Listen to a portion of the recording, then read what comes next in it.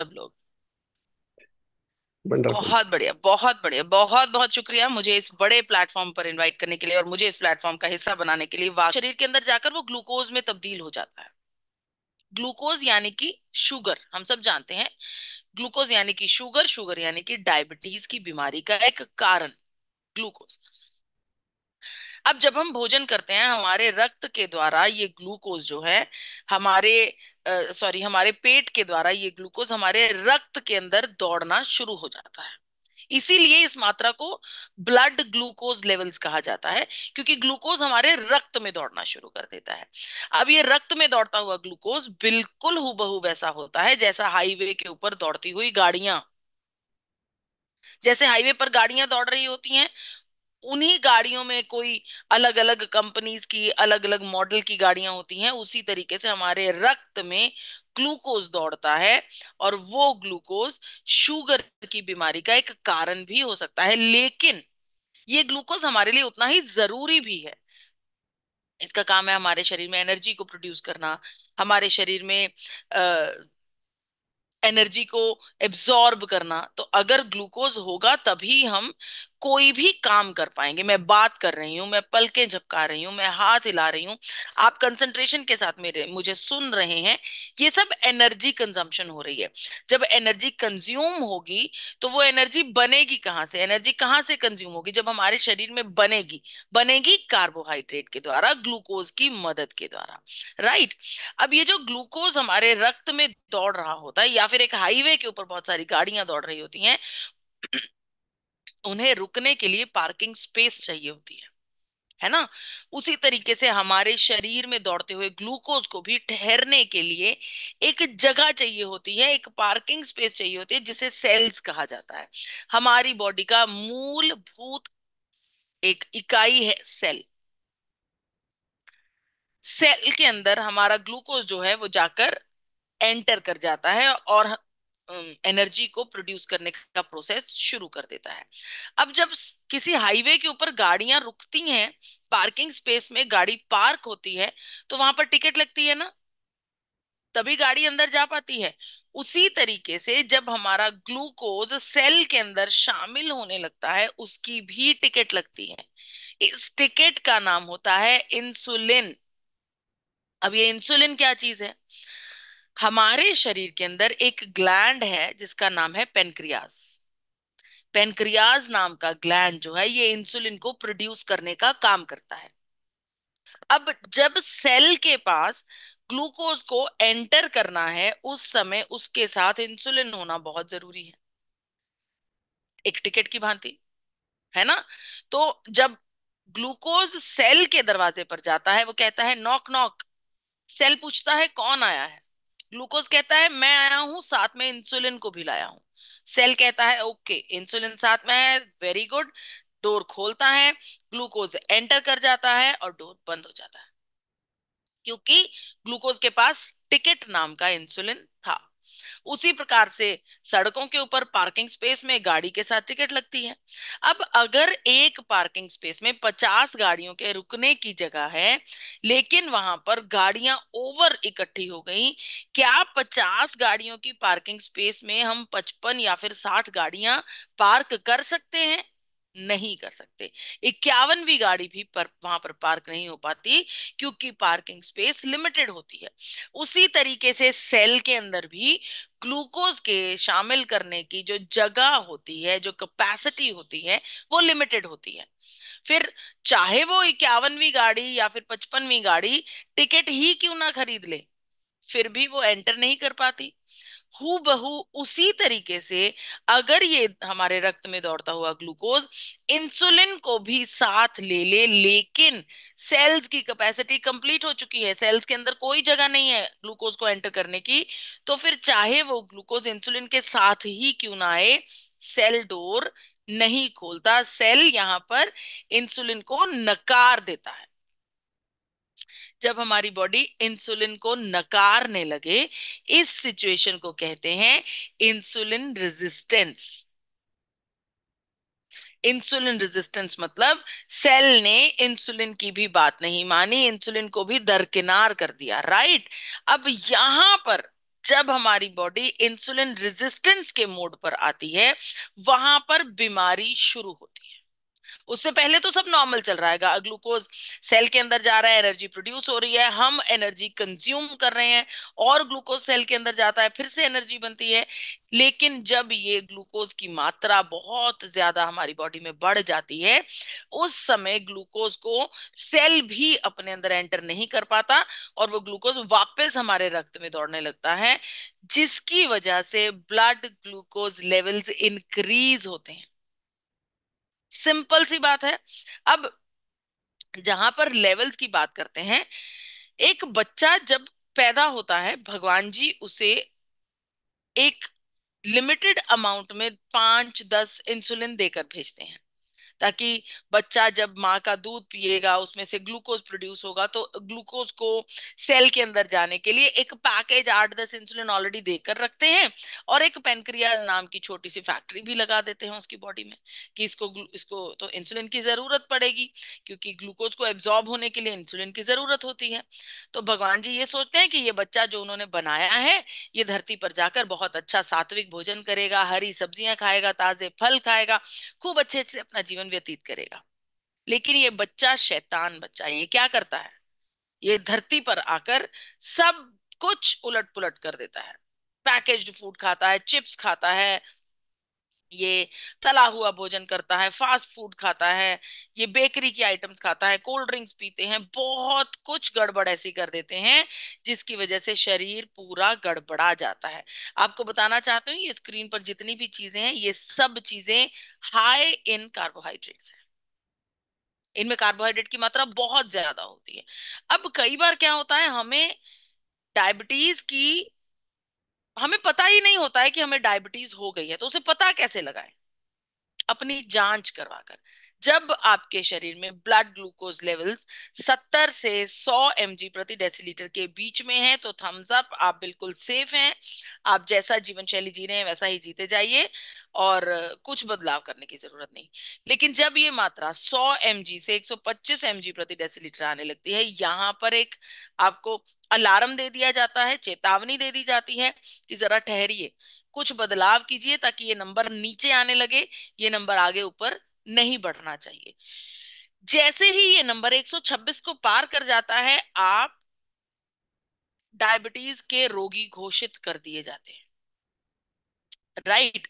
अब कई बार ऐसा होता है कि हमें जानकारी ही नहीं होती कि हमें डायबिटीज की बीमारी हो गई है, और हम अपना खाना पीना बिल्कुल नॉर्मल रखते हैं, वैसा ही जैसा हम नॉर्मल जिंदगी में खा रहे हैं, और जिसकी वजह से डायबिटीज और गंभीर हो जाती है। तो उसके लिए करना क्या है? उसके लिए लक्षणों के ऊपर सबसे पहले पैनी नजर रखनी है। अगर आपको दिन भर में फटीग महसूस हो रही है, अगर आपकी त्वचा पर खुजली या फिर खारिश महसूस हो रही है, अगर आपको समय दर समय कंठ सूख रहा है, बहुत ज्यादा प्यास लगती है, आपका वजन में तब्दीली आ रही है, बहुत ज्यादा वजन कम हो रहा है, या फिर बहुत ज्यादा वजन बढ़ रहा है, या फिर आपके हाथों की फिंगर टिप्स के ऊपर झंझनाहट का एहसास आपको हो रहा है, इन सभी लक्षणों को, अगर आप इनमें से किसी भी लक्षण को अपने जीवन में हावी होता हुआ देख रहे हैं, झट से अपनी जांच करवाइए। और जो जांच करवानी है, उस टेस्ट का नाम है HbA1c। उस टेस्ट का नाम है HbA1c, जो कि 7% से नीचे होना चाहिए। जब आप HbA1c की जांच करवाते हैं, उसका मतलब यही होता है कि आपके पिछले बीते हुए 3 महीनों में आपके शरीर के ब्लड शुगर जो लेवल्स हैं, वो कितने रहे हैं। ये जो 3 महीनों का ब्लड शुगर लेवल है, जब ये 7% से नीचे होता है, 5 के आसपास होता है, तो थम्स अप होता है, कोई डाउट नहीं है। लेकिन जैसे ही ये 7% के पास पहुंचने लगता है, 7 को पार करने लगता है, इससे ये पता चलता है कि पिछले बीते हुए 3 महीनों में आपके शरीर में ब्लड ग्लूकोज लेवल लगातार हाई रहे हैं, जिसकी वजह से आप 7% के ऊपर नंबर आने पर डायबिटीज के रोगी घोषित कर दिए जाते हैं। तो आपने टेस्ट क्या करवाना है? HbA1c। ये आपके पिछले बीते हुए 3 महीनों का पूरा रिकॉर्ड आपके सामने रख देता है। अब बात करते हैं रिवर्सल की। क्या ऐसा हो सकता है कि कोई व्यक्ति अगर डायबिटीज का रोगी घोषित कर दिया गया है, क्या उसके जीवन में बदलाव करके, लाइफस्टाइल चेंज करके डायबिटीज को रिवर्सल पर डाला जा सकता है? बिल्कुल डाला जा सकता है, जी हाँ, बिल्कुल डाला जा सकता है। मैंने चर्चा की शुरुआत में आपको बताया कि ये बीमारी शुरू होती है आपके भोजन से। जब आप अपने भोजन को प्लान कर लेंगे, अपनी डाइट को प्लान कर लेंगे, सोच समझ कर भोजन करेंगे, तो आप इस बीमारी को अपने कंट्रोल में कर सकते हैं, डेफिनेटली कर सकते हैं। उसके लिए क्या करना होगा? थोड़ा बहुत खाने पीने की जो चीजें हैं उनकी ऑप्शंस को सोच समझ कर चुनना होगा। सबसे पहली बात, अगर आप डायबिटिक या फिर प्री डायबिटिक घोषित कर दिए गए हैं, तो आपको लो जीआई फूड्स का सेवन करना चाहिए। अब ये लो जीआई फूड्स क्या है? जीआई का मतलब है ग्लाइसीमिक इंडेक्स। लो जीआई का मतलब है वो भोजन जिनका जिनका सेवन करने के बाद हमारे शरीर में ग्लूकोज की मात्रा शूट नहीं करती। जिस प्रोडक्ट का, जिस खाने की चीज का ग्लाइसीमिक इंडेक्स कम होगा, उसका उसका भोजन करने के बाद हमारे शरीर में ग्लूकोज हाई शूट अप नहीं करेगा।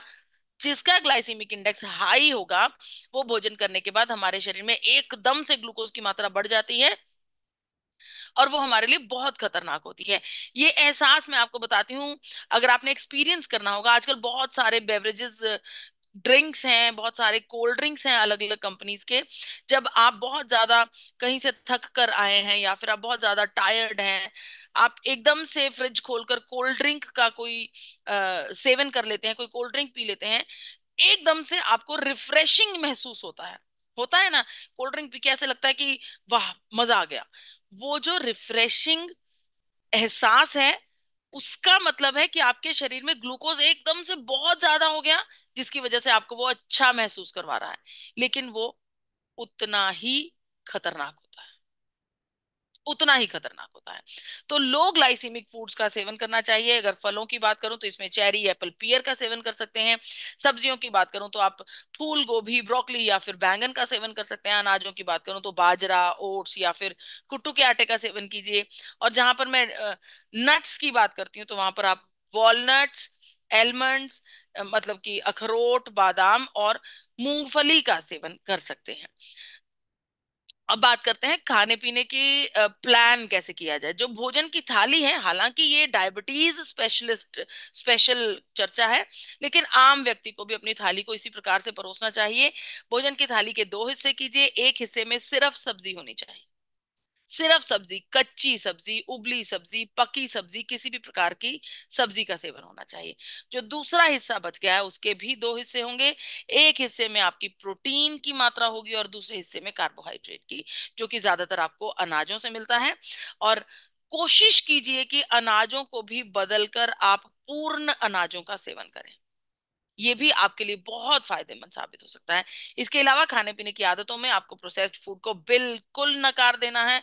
ये सब चीजें सिर्फ कंठ तक का टेस्ट आपको देती हैं, उसके बाद आपके शरीर में कोई भी फायदा नहीं करती हैं।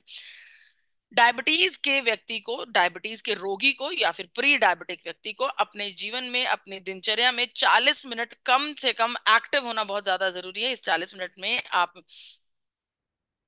भंगड़ा कीजिए, डांस कीजिए, एरोबिक्स कीजिए, वॉक कीजिए, दौड़ लगाइए, साइकिल चलाइए, स्विमिंग कीजिए, योगा कीजिए, कुछ भी कीजिए, लेकिन 40 मिनट एक्टिव होना बहुत ज्यादा जरूरी है। इसके अलावा आपकी रसोई घर में भी कुछ ऐसी चीजें हैं जो आपके इंसुलिन रेजिस्टेंस को कंट्रोल कर सकती हैं। इंसुलिन रेजिस्टेंस मैंने आपको बताया था, जब आपके सेल ने इंसुलिन के होने के बावजूद भी ग्लूकोज को एंटर नहीं किया था। तो इंसुलिन रेजिस्टेंस को कंट्रोल करने के लिए दिनचर्या में अपने रसोई घर में आप क्या कर सकते हैं? अपने रसोई घर में आप मेथी दाना का प्रयोग ज्यादा से ज्यादा कीजिए, दालचीनी का प्रयोग ज्यादा से ज्यादा कीजिए, एलोवेरा, घृत कुमारी का प्रयोग ज्यादा से ज्यादा कीजिए, और जिंजर यानी कि अदरक का प्रयोग ज्यादा कीजिए। इससे आपकी इंसुलिन रेजिस्टेंस कंट्रोल हो सकती है। इसके अलावा अगर आप कहें कि मैम हमें घरेलू नुस्खा नहीं चाहिए, हमें तो फूल प्रूफ आप कोई ऐसा सोल्यूशन बताइए जिसके बाद हमें ये अश्योर हो जाए कि हमारी डायबिटीज 100% कंट्रोल होने वाली है, तो जी हाँ, इसका हल, इकलौता जवाब, साइंटिफिकली बैक्ड नेचुरल सोल्यूशन है आपका अपना गामा ओरिजिनॉल। बहुत सारी रिसर्चेस, बहुत सारे साइंटिफिक स्टडीज के बाद, रिसर्च पेपर्स के बाद, बहुत सारी चर्चाओं के बाद इस बात की पुष्टि कर दी गई है कि गामा ओरिजिनॉल डायबिटीज को कंट्रोल करने में और डायबिटीज को प्रिवेंट करने में हमारी मदद करता है। भारत में पहली बार डायबिटीज गामा ओरिजिनॉल जब लॉन्च हुआ है, तो पूरे मेडिकल जगत में क्रांति आ गई है। डॉक्टर नवाजी तालुकर जी, जो कि इंटरवेंशनल कार्डियोलॉजिस्ट हैं, बत्रा हॉस्पिटल नई दिल्ली से, उनका भी यही मानना है कि पहले गामा ओरिजिनॉल से पहले डायबिटीज को कंट्रोल करने के लिए नीम, करेला, इन सब चीजों के ऊपर निर्भर किया जाता था। बहुत सारी रिसर्चेज हुई हैं, लेकिन कोई पुख्ता चीज हाथ नहीं लगी है।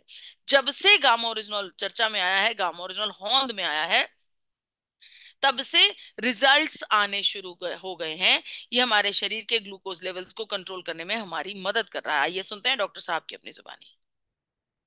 Various antioxidants are used specially to neutralize the reactive oxygen species, namely extracts from various Karela, neem, and many other antioxidants, which cannot be used in isolation. The search was on till recently, when gamma originol has been propounded to be of importance, and in early stage of the disease, gamma originol can help in reversing the effects mediated by diabetes, particularly by increasing insulin secretion and increasing the insulin sensitivity.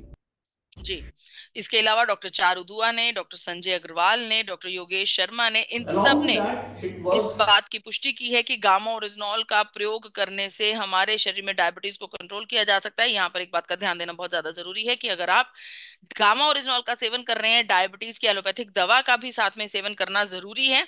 और इन दोनों का seven करते हुए समय दर समय आपको अपनी diabetes का स्तर जानते रहना बहुत ज्यादा जरूरी है। समय दर समय डॉक्टर के पास जाना बहुत जरूरी है, क्योंकि जब आप गामा ओरिजिनॉल का सेवन करेंगे तो आपकी शर्करा का स्तर कंट्रोल होगा। शर्करा का स्तर कंट्रोल होगा तो एलोपैथिक दवा की डोज भी कम कर दी जाएगी। इसके अलावा बहुत सारे ऐसे साथी हैं जिन्होंने गामा ओरिजिनॉल की प्रयोग करके अपने जीवन में डायबिटीज को कंट्रोल किया है। गामा ओरिजिनॉल एक हीरो प्रोडक्ट है जिसके द्वारा आप आरसीएम में नई नई ऊंचाइयों पर जा सकते हैं। गामा ओरिजिनॉल इंटरनेशनली बहुत महंगी दरों पर बिकता है, वहीं पर आपका पॉकेट फ्रेंडली है गामा ओरिजिनॉल। एक डायबिटीज का व्यक्ति जिसे डायबिटीज घोषित हो गई है, जो पिछले बहुत सारे वर्षों से डायबिटीज का रोगी है, उसे अपने जीवन में किस प्रकार के बदलाव करने चाहिए, आप स्क्रीनशॉट्स ले सकते हैं। ये एक प्रकार से डाइट प्लान आपको मैं बता रही हूँ डायबिटीज के रोगी के लिए। ये जो डाइट प्लान है, इसमें सबसे पहले सुबह मॉर्निंग ड्रिंक में आपको जिंजर टी पीनी है, जिसमें आप उबलते हुए पानी में अदरक डाल सकते हैं। उसे खौलते हुए पानी को अदरक में खौलाकर फिर उसको उतार कर हल्का गर्म करके आप उसमें नींबू और मोरिंगा पाउडर डाल सकते हैं। इसके अलावा नाश्ते से पहले आपको फ्रूट का सेवन करना बहुत ज्यादा जरूरी है। फ्रूट का सेवन करना बहुत ज्यादा जरूरी है। किसी भी प्रकार का फ्रूट आप खा सकते हैं, जो भी सीजनल फ्रूट वहां पर होता है। और जहां पर बात आती है नाश्ते की, सबसे पहले गामा ओरिजिनॉल की डोज लेनी है। उसके अलावा आपको बहुत सारी ऑप्शंस नाश्ते में बताई हैं। गेहूं के अलावा आप चनों का सलाद खा सकते हैं, आप मिलेट्स का उपमा खा सकते हैं, मूंग दाल चीला खा सकते हैं, रागी का चीला खा सकते हैं, मल्टीग्रेन पनीर सैंडविच खा सकते हैं, पोहा खा सकते हैं। बहुत सारी ऑप्शंस हैं, इनका प्रयोग कीजिए नाश्ते के लिए। जब बारी आती है लंच की, ध्यान दीजिएगा कि लंच से पहले एक अच्छा पोर्शन ऑफ सैलेड जरूर लीजिए। और लंच में घर पर बनी हुई दाल, घर पर बनी हुई सब्जी और मल्टीग्रेन रोटी के साथ कुछ बूंदे घी की भी जरूर लीजिएगा। डिनर में सबसे पहले गामा ओरिजिनॉल की डोज लीजिए अपनी। उसके बाद आप अपनी सॉटे की हुई कच्ची भुजी पकाई हुई सब्जियों का सेवन, सीजनल सब्जियों का सेवन कर सकते हैं।